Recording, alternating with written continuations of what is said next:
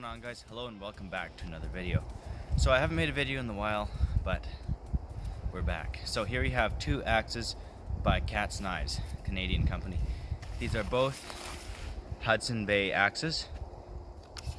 The heads are 1060 carbon steel, hardened to about a 58 HRC. They both come with saddle leather sheaths. This one is simple snap-on one. Not snap-on brand, but it's got a snap. This one, same idea, but it has a belt loop carried on your belt. This is a smaller axe. It's got a thicker handle than this one. This is more of a felling axe. This one is more of like a camp axe. It's still a very capable axe, but you can also use it for smaller work. This is their number 19. This is more like a small forest axe or small felling axe. This is their number 26. So we're going to be taking a look at these axes, seeing what they can do and how useful they can be. So we're going to start by taking a look at the handle on the smaller one. It's a relatively thick handle, but it's not too bad that it's not so thick you can't get your hand on it. It may be slightly more thick than I would like it, but it's not a big deal. So you have the round, I think that's a German style, the metal wedge.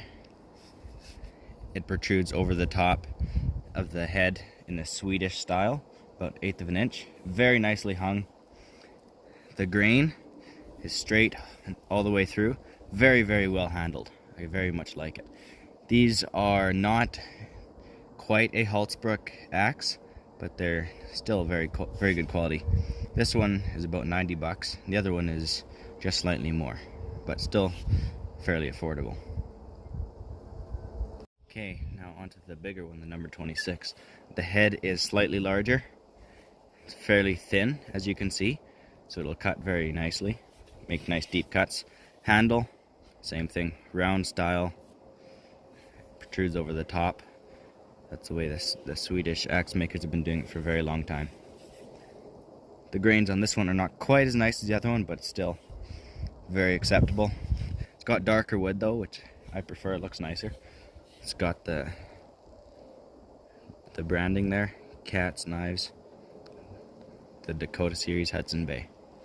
Alright, let's move on to some chopping and splitting and see what these guys can do.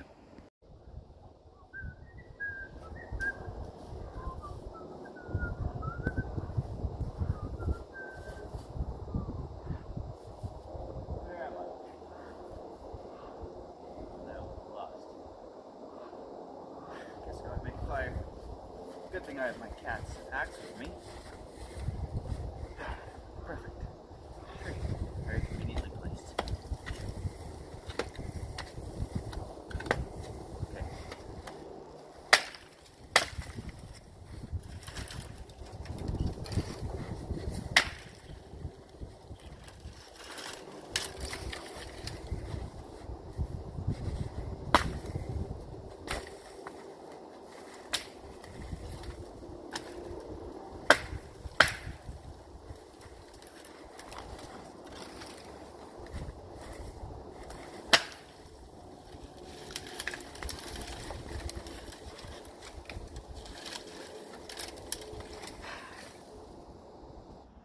Need some more wood. Fire. Nice.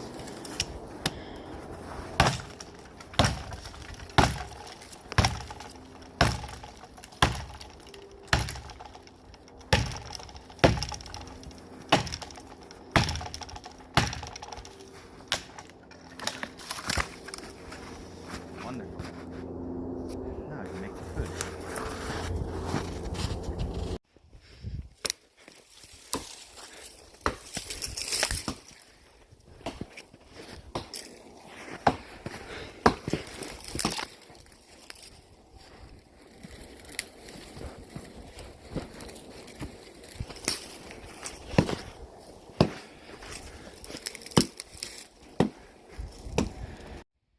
See if it'll strike a ferro rod or fire steel.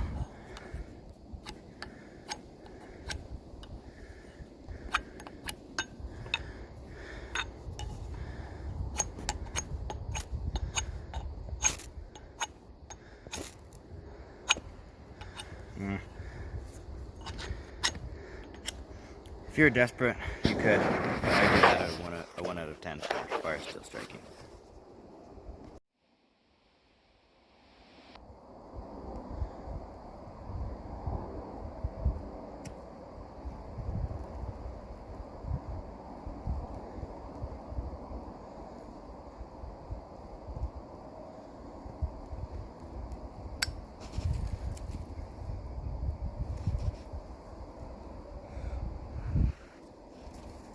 Too windy. Goes out. I've got a trick. What's this?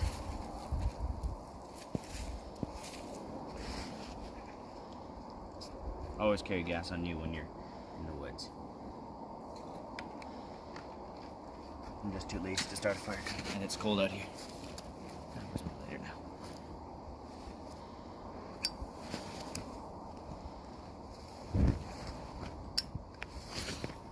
Much better.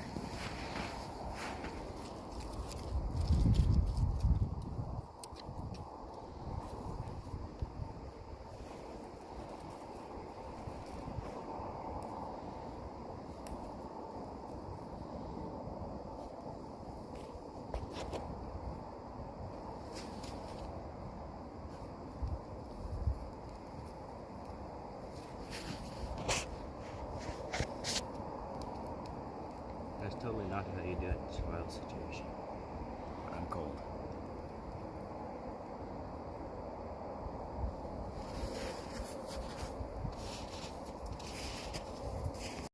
Let's see how it does with some small work.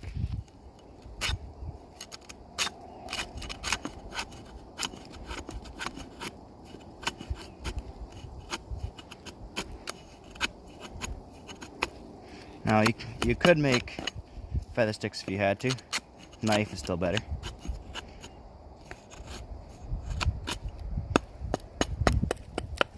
You can use it for a lot of things, but you got to make do with what you have sometimes. But still, right tools work better. So, just a few minutes. As you can see, we got plenty enough wood for a decent fire. You could easily survive with this thing. It'd be a good axe to have in your pack when you're going up mountains and stuff. It doesn't weigh too much, it's fairly small, and it's very, very capable. So we're going to move on to the bigger axe. It's definitely bigger at cutting down larger stuff, but how good is it on camp chores and smaller things? So we're going to process this log. Quick tip for cutting wood on the ground in the winter is clear snow away to the ground so that it doesn't absorb so much of the impact and make your cut less efficient.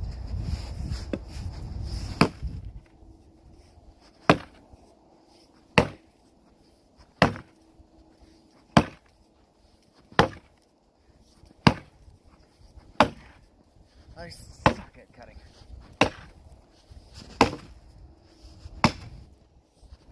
I've not swung an axe in a while. My accuracy is suffering.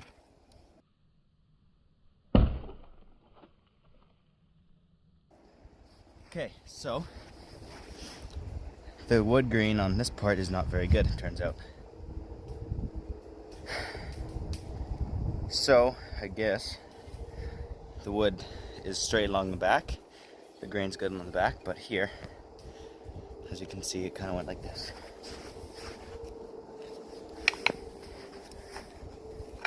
So, yeah, there's a knot in the wood right here, so it's split like that. You should expect a better handle for a $100 axe. So, I guess I can bring it back for warranty and see if I can pick a better handle. I picked this one because it looked nice, but I guess that wasn't the greatest decision. Yeah. Now, I guess the testing's over for the large axe.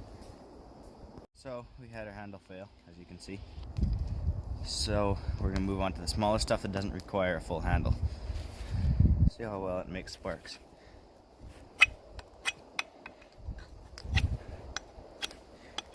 It does still have the forged finish on the edge, so it's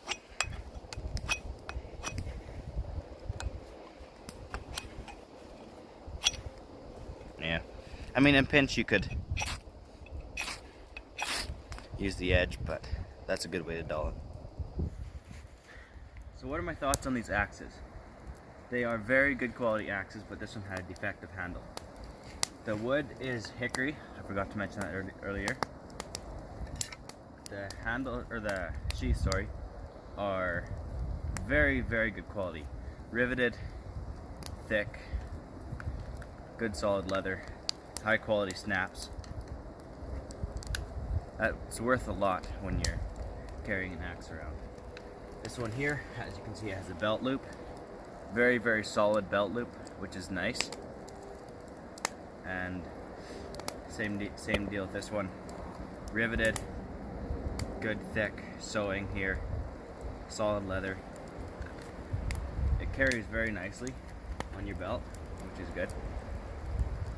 I'm still disappointed in this handle. I guess I should not have gone for the one that looked nice, but it's kind of my fault. The heads are pretty good, the steel, even after all this testing. I did do some cutting off camera with this one too, and it's still definitely sharp enough to use. They come with a serviceable edge, but it wasn't good enough for me, so I took it to the Waterstones and got it nice and sharp.